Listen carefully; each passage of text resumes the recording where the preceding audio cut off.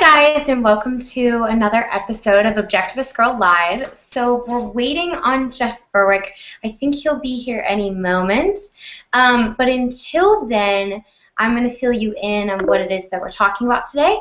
So one of the things that I want to go over first is I want to talk about why the gold standard was awesome. And then I want to go over second, what happened when we lost the gold standard. And then I want to talk about whether a gold standard would be a sufficient way to increase the dollar and decrease inflation and overall just would benefit everyone. So I'm going to see if Jeff Berwick is going to join us today, and if not, I will discuss it myself.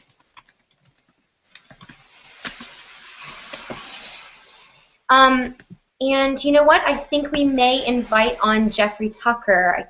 That would seem fun, right? And we can never get enough of Jeffrey Tucker, right?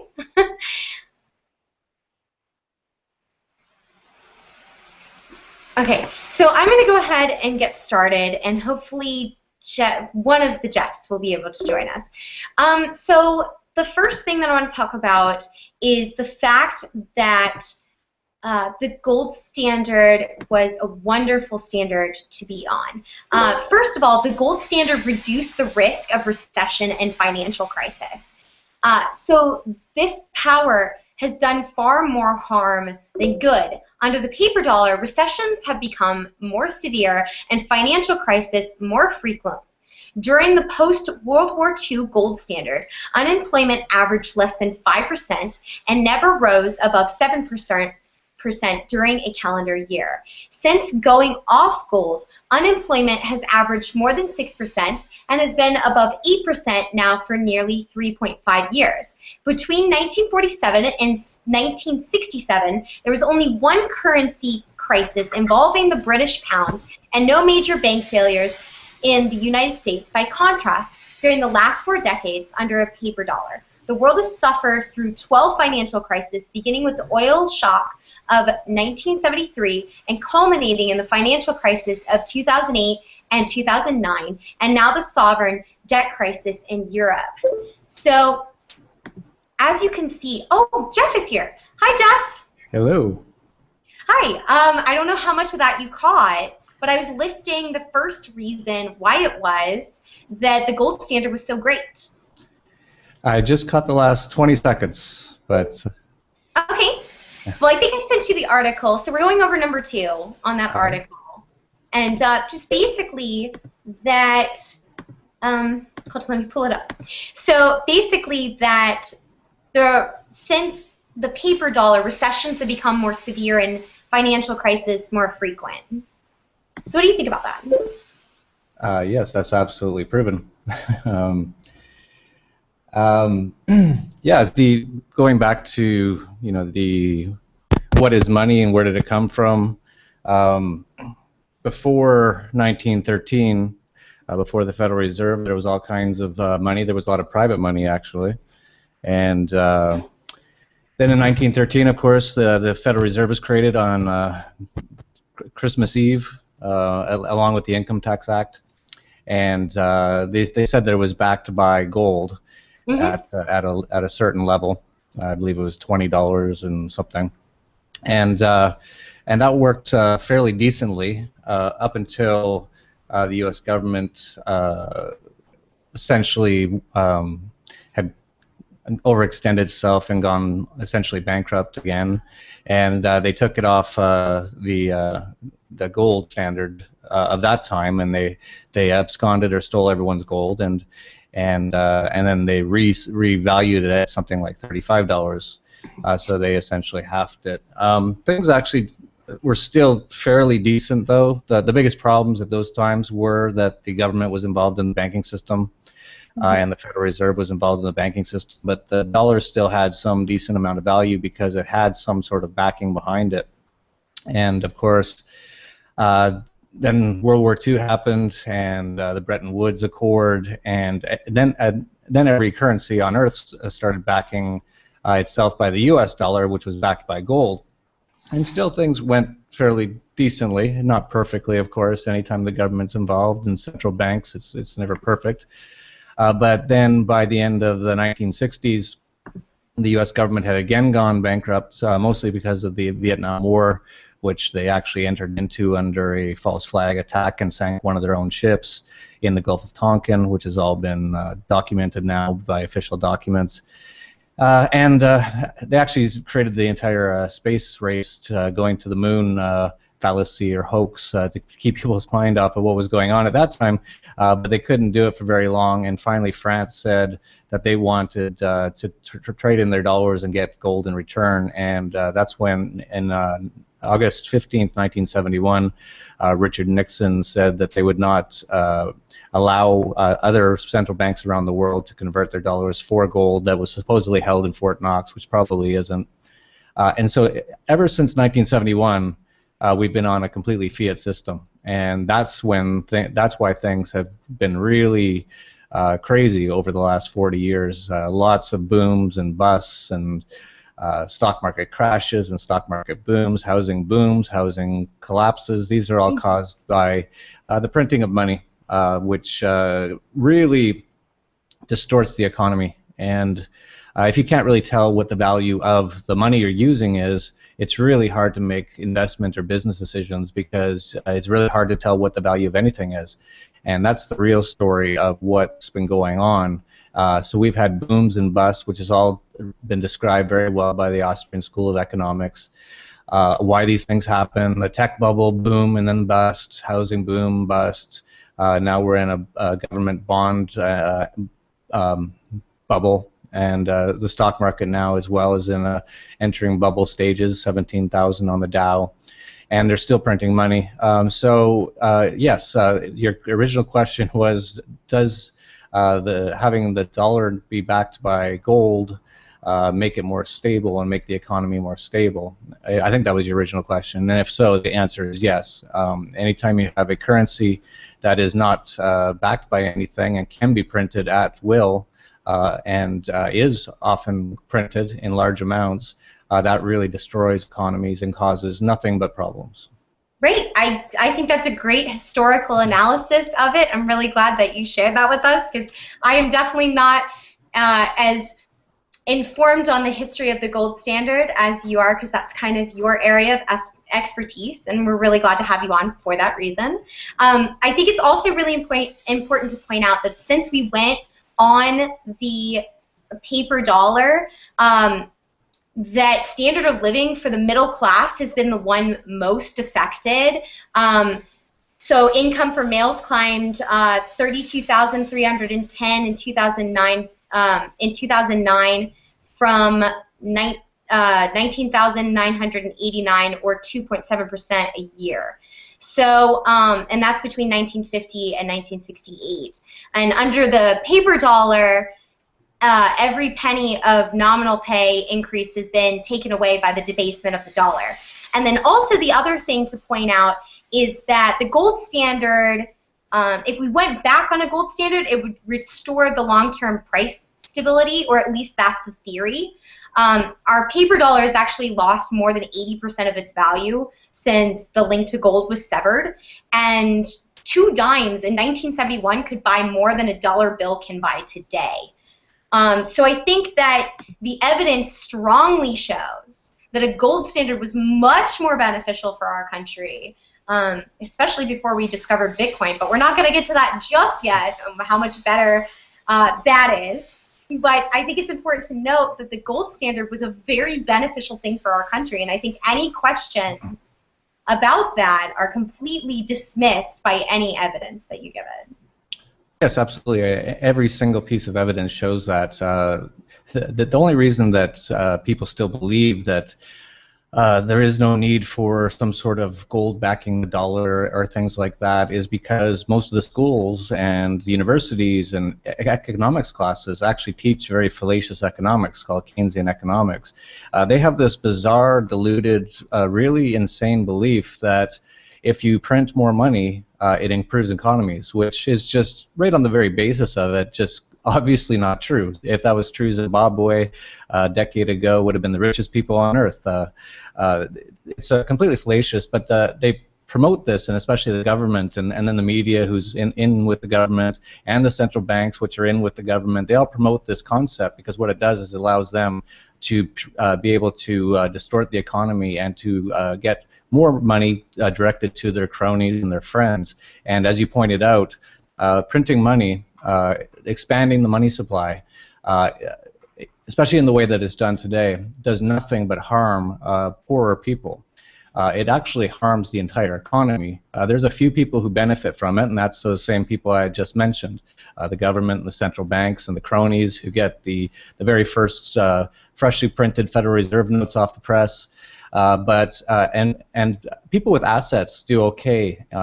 So wealthier people do okay when there is inflation, and that's because generally in inflations, when there is inflation, and we've lived in nothing but inflation our entire lifetimes, there's never been any deflation, not even in Japan, even though that's what some people say.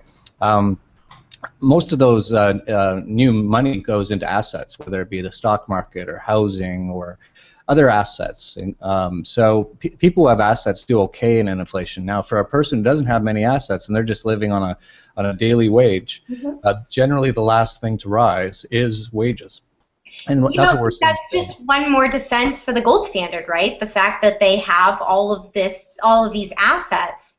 One of the assets that many people get is either precious metals or precious gems, and these are all finite and are homogeneous and durable and hold other systems of value that are defined by Ayn Rand.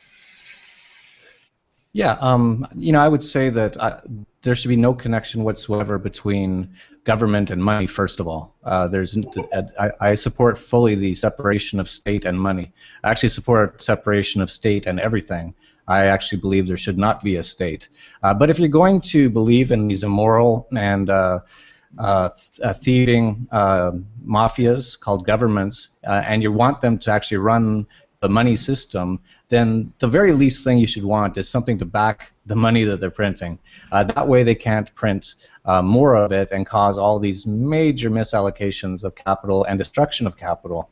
You could see that in the 1970s, just a massive misallocation of capital. It's just a horrible, horrible system. And the thing is, if they're limited, so you don't even need necessarily a gold standard. If you actually had a limit, so if the printing machine that Janet Yellen runs, if it couldn't print any more dollars, that would be essentially the same as a gold standard. But they would never do that because that's what the one thing they control. That's where their power comes from. Right. That's right. And it really just reiterates more. Everybody's pro checks and balances and say that that's how the government runs well, but they disregard gold as a check and a balance to government, and it was a check and balance of government when it was in place. Not that I'm defending government, and we will get there. We're going to get to your statement about separation of state and money. I think it's a very valuable thing to talk about. But first of all, I want to talk about leaving the gold standard, because I think that's really the next step in our discussion, is talking about how we ended up off of this very valuable gold standard. So in 1971, Richard Nixon was forced to close the gold window, taking the U.S. off the gold standard and setting into motion a massive devaluation of the U.S. dollar. And in order to prop this up, he made a deal with Saudi Arabia and many of the other OPEC countries in exchange for arms and protection, and they were allowed to have all future sales of oil in the U.S. dollar. And I think that because of this, the U.S. dollar has been propped up falsely, and it has made it seem like it's not inflating as much as it is because of this arbitrary inflation, and this arbitrary reason is because of the petrodollar. And since they have stopped the petrodollar and because they're using other currencies, we're now finally seeing how inflated the U.S. dollar really is. What do you think? Well, yeah, they haven't totally stopped the petrodollar. They've killed and murdered a number of people who tried to do that. Saddam Hussein was trying to sell oil for euros, and then a few months later they found him in a spider hole and hung him in some sort of dungeon-looking place. And then Muammar Gaddafi wanted to start an actual African gold-backed currency. A few months later, he was essentially raped and gang murdered live on television while Hillary Clinton cackled away. So yes, they're definitely trying to keep this from not happening, but it's going to happen. And the big player right now, of course, is Russia. And Russia is not playing ball, and they have the military might to stand up to the U.S. And not only that, but the rest of the world is getting tired of the U.S. being able to fund all of its wars through this dollar, through this piece of paper that are essentially just pieces of paper that have dead criminals printed on them, and on the other side it has a all-seeing eye pyramid that no one seems to notice. So yeah, this system's going down. It's also going down because the U.S. government is now so indebted that no one wants to accept their debt anymore. So they have $17 trillion worth of debt now, and it's going up at about $1 trillion per year. And it's pretty obvious that can't last much longer. And so the entire world is starting to move away from the dollar now. And you're correct. What we're going to see, we haven't seen anything yet. We're going to see a massive amount of inflation. We're going to see Big Mac cost $15 or $20 in a couple of years. And that's really going to wake up some people. And there's going to be, who knows what's going to happen. There could be an entire all-out collapse out of the U.S. dollar. Which would change life as we know it in the U.S. Completely. It would become pretty much the poorest, most horrible place on earth for a period of time because most people's assets or wealth are in paper dollars or paper bonds, and all the bonds will go down with the dollar. They'll return to their intrinsic value.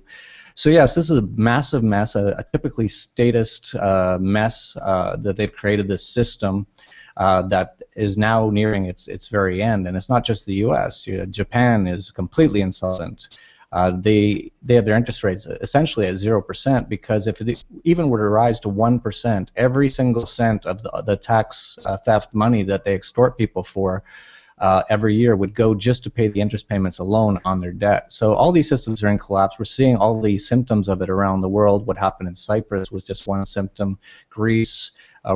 Italy's got capital controls right now. I don't think you can take out more than $1,000 a month outside of the country. We're seeing the U.S. put into effect a nefarious form of capital controls called FATCA, the Foreign Account Tax Compliance Act, which essentially makes it almost impossible for Americans to take money outside of the U.S. It's going to be an unbelievable collapse of the monetary system as we know it, and it's a totally predictable end when you have a system with these governments which are all statist, all fascist, various forms of fascism and communism, and democratic as well, which is just a terrible thing, very anti-freedom. And all of these countries are just printing up money to support all these social welfare projects or war. If you're left, you want to destroy all the money through giving it away and destroying it through welfare and subsidies. If you're on the right side, you prefer that the money gets destroyed by killing people. So that's really the only difference. Or we can go with grassroots deflation, which is what I engaged in my last video. I'm getting really hated on for that because apparently I could have bought Bitcoin with it. But I think that I proved my point in the fact that, first of all, I did some really worthwhile things for society in deflating the dollar. And second of all, I think that it also proved my point in that it is not money, because Ayn Rand defines money, and I want to see what you think of this definition, as imperishable, first of all, which I proved is not the case with the US dollar. Rare, which we all know it's not. Homogeneous, I'll give it that. Easily stored, that's debatable. Not subject to wide fluctuations of value, and always in demand among those you trade with. And I think it's becoming less and less in demand with the people you trade with, and it has large fluctuations of value. What do you think? Yeah, the fluctuations of value hasn't been too high yet because it's so widely used around the world still. But as we're seeing more and more people stop using it, and you're starting to see some problems happening in Saudi Arabia right now, I think they're starting to break away from this. No, basically the U.S. dollar is becoming like a hot potato right now, and especially U.S. Treasury bonds. No one wants them. The only real group that's buying Treasury bonds for the last 2 years is the Federal Reserve itself, and they're just printing money and then buying U.S. government debt with it. The Federal Reserve now owns more U.S. government debt than the top two other largest holders, which is Japan and China. So this system is nearing the end of it's going to collapse. Many people don't realize it.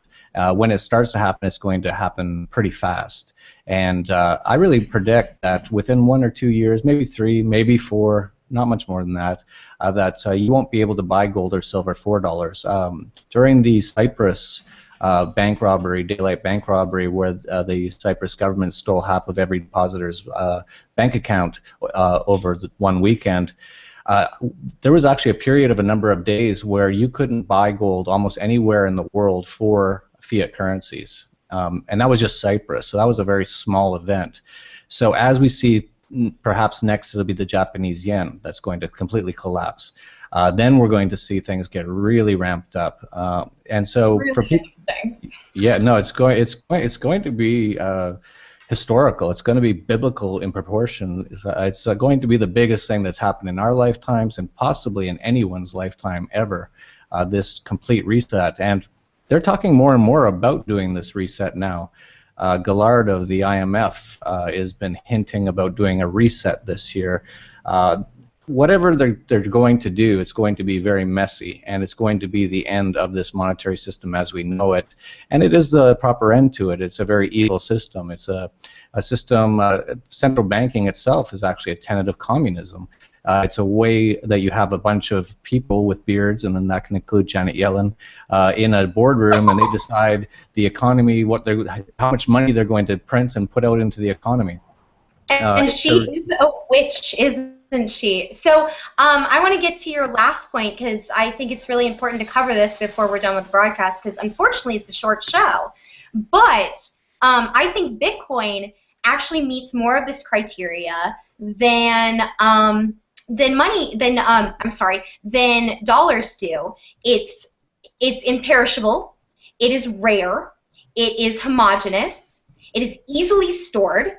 It is. Right now it's fluctuating, but I think once more people take it on, once more companies take it on with more credibility and everything, it won't fluctuate as much. And it's growing in demand. It is not quite there. So it's almost to those two last criteria. But you were saying the issue that a lot of people are having with Bitcoin is that it's not tied to the U.S. So why is it that currency does not need to be tied to the U.S., Jeff? Well, the U.S. is becoming so unimportant on the grand scheme of things, it doesn't matter. But currency doesn't need to be tied to anything. All currency needs to be is a form of payment that can be transacted between people. That's all it needs to be. And one of the greatest things about Bitcoin is that it's not controlled by anyone. It can't be controlled by anyone, and it can't be inflated by anyone except for by a very rigid formula where it's very slowly inflated, and that's just because it needs. Oh no, and we lost Jeff. I think that he was making a really good point too. So hopefully he'll be able to get on in the next few minutes. And while we're waiting for him, I'm going to tell you why Bitcoin meets those criteria. So first of all, Bitcoin is imperishable. You can't destroy Bitcoin. Even if you lose it in a wallet, it still exists. You can't burn it like I did with the Federal Reserve notes, and if you haven't seen that video, you should check it out. It is rare. It has a finite existence, and while I will give you that not everything that is finite is actually rare, I will say that Bitcoin is rare because I believe that it can only be, I think it's 21 million, and there are 13 million Bitcoin out there right now that have been mined. So I think that it was 21 million was the number that exists in the world and that can be mined. So it is very much like precious gems in that way. It is homogeneous, meaning that all of it is the same. And it is easily stored because you just store it in your wallet. And Jeff is back. Hey, I don't know what happened. It must have been the NSA. Anyway, go ahead and wrap up. We've got about 3 minutes. Well, I just wanted to say that Bitcoin has so much value. I think gold and silver also have value. I think in today's day and age where so much of the world is run amok with criminals, giant mafias, almost every single place on earth called governments, that are all trying to take your assets. In that sense, Bitcoin really offers a really exciting way to make it so that they can't steal your assets. Because even with gold and silver, that is something physical. And so if they can get their hands on it, or if they can find out where it is, like they did in the US, they can confiscate it or steal it. With Bitcoin, you can actually hold all of your Bitcoin in your own mind, in your own brain, just by memorizing your own Bitcoin wallet phrase. So you could actually have $1 billion worth of Bitcoin in your own mind and travel around with it. And you can also transfer it around the world in a matter of seconds with really no transaction fees and no way for any government to stop it or steal it. So that's why Bitcoin is so exciting. Gold and silver is also great. I look at gold and silver more as a store of wealth than money at this moment in time. I don't support any government going back to a gold standard. I want the government completely out of the money system. But as I was saying to you earlier, if I had to choose between the current system and a gold-backed system, which is identical to the current system, but it's gold-backed currency, I would definitely prefer that. That would remove so much of the problems out of the economy. It would stop the massive division of wealth between rich and poor people, because all the money printing just makes the rich richer and the poor poorer. And so, yes, it's a much better system, but we're going to see what happens. They might try to, China might try to back the yuan by gold. Russia's been talking about that as well. Another really interesting thing will be to see if there is any gold in Fort Knox. It's been since the 1960s since there's been even an independent audit of that, and so anything that spends over 70 years that no one's seen it, it's probably gone, especially when the government was in control of it. Even if that gold was there, though, there's only enough gold to pay off about 2 months' worth of U.S. government deficits right now. So it's going to be interesting, and people should be definitely paying attention to what's going on. It's going to be a massive event in human history when this all collapses. Absolutely. So, Jeff, tell them where they can find you real quick before we end. Well, physically, I'm right here in Acapulco, Mexico, but if you want to find me on the internet, I'm at dollarvigilante.com. Awesome. Well, I guess catch me on Anarchast with Jeff shortly whenever he releases that. We're going to go record that now. And remember, guys, knowledge is not for all men, but for those who seek it. So keep seeking.